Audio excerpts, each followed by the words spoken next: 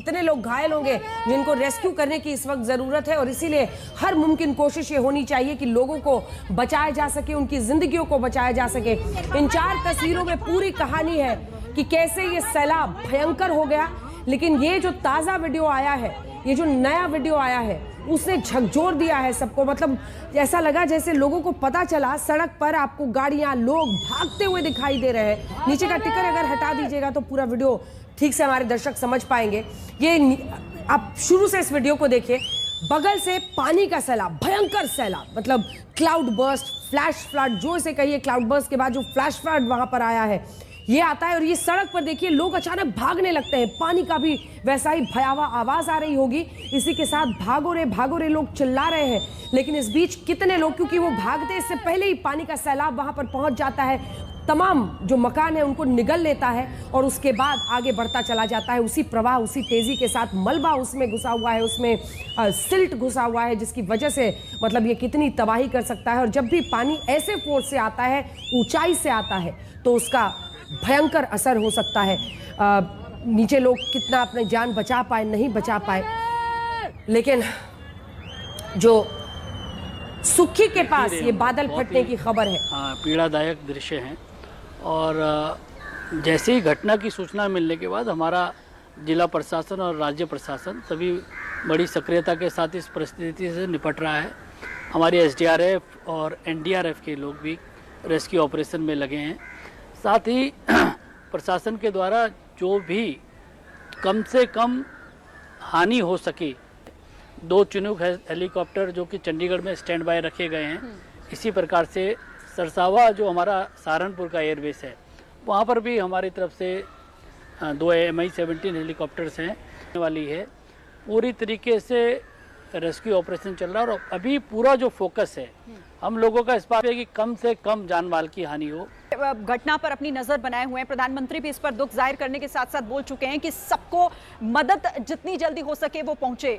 ये बताइए कि कोई आंकड़ा अभी तक क्लियर हो चुका है? ये कहना जल्दबाजी होगी, लेकिन फिर भी अभी तक हताहतों की संख्या, क्योंकि वहां पर हम देख रहे हैं लोग दौड़ते भागते नजर आ रहे हैं जो तस्वीरें।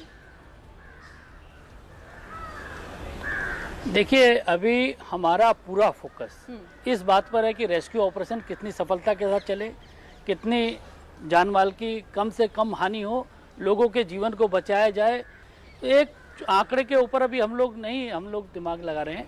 हमारा पूरी शक्ति इस पे है कि कम से कम नुकसान हो और जो लोग वहाँ फंसे हैं उनको किस प्रकार से निकाला जाए। पूरा प्रशासन और पूरा एनडीआरएफ एसडीआरएफ इसी व्यवस्था में लगा है। समय के बाद हम लोगों को आपको जो आकलन है वो बताने की हालत में होंगे। जी अनिल जी, 4 धाम यात्रा भी इस वक्त चल रही है और बेहद संवेदनशील ये पूरा इलाका भी एक बहुत बड़ा चैलेंज और बहुत इलाके के लिए इस वक्त वहां पर।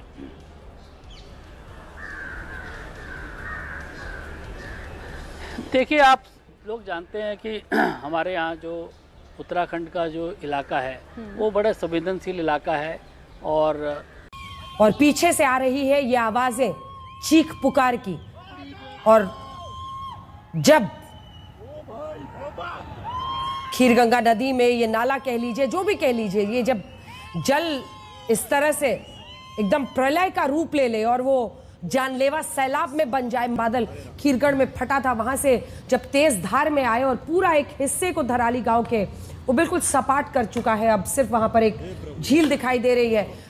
किस तरह की जानकारी अभी रेस्क्यू ऑपरेशंस के बारे में आ रही है? अंकित, आप इस वक्त कहां पर मौजूद हैं और क्या स्थिति है?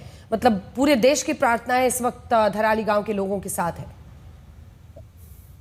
बिल्कुल अंजना, बहुत नाजुक दौर है। इस समय मैं देहरादून में हूँ और देहरादून में भी काफी तेज बारिश हो रही है। उत्तराखंड के कई जिलों में अगले 3 घंटे के लिए रेड अलर्ट भी घोषित किया है और उत्तरकाशी के उसमें कई क्षेत्र शामिल हैं।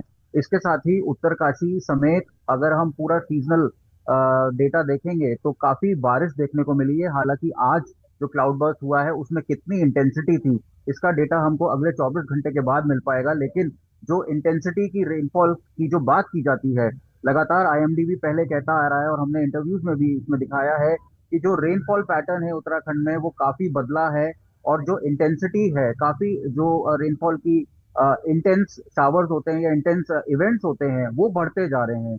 और यही नतीजा है कि आज क्लाउड बर्स्ट का जो इवेंट हुआ है, ये जो दर्दनाक घटना हुई है, इसमें 2 जगह डेल्यूज देखने को मिला, एक आर्मी बेस कैंप के पास और एक थराली में।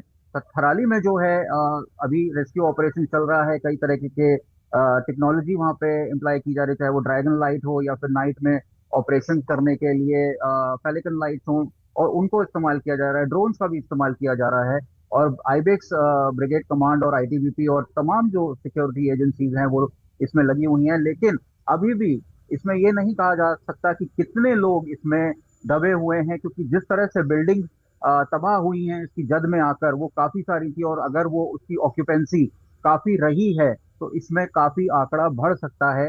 लेकिन हम उम्मीद करते हैं कि ज्यादा से ज्यादा लोग इसमें, सभी लोग बचे, और जो घायल हैं उनका इलाज के लिए एम्स को भी अलर्ट किया गया है, और एम्स की जो एयर एम्बुलेंस टीम है उसको भी अलर्ट किया है। इसके साथ ही चिनूक और MI-17 को भी डिप्लॉय किया है। एनडीआरएफ के अतिरिक्त फोर्स जो है देहरादून से भी भेजी जा रही है, और जो लोकल डिपार्टमेंट्स है उनके जो कर्मचारी हैं उनको भी डिप्लॉय किया जाएगा, ताकि वर्क फोर्स और मैन फोर्स जो है वो बढ़ सके और जल्दी इस ऑपरेशन पे कामयाबी हासिल हो सके। अंजना, बहुत बहुत धन्यवाद आपका अंकित, इस तमाम जानकारी के लिए। तस्वीरें और ग्राफिक्स के जरिए हम अपने दर्शकों को दिखा रहे हैं कितनी बड़ी ये घटना है, और आज शाम, आज रात पूरे देश की प्रार्थनाएं धराली गांव के लोगों के साथ रहेंगी, क्योंकि ये जो पानी सैलाब बनकर उतरा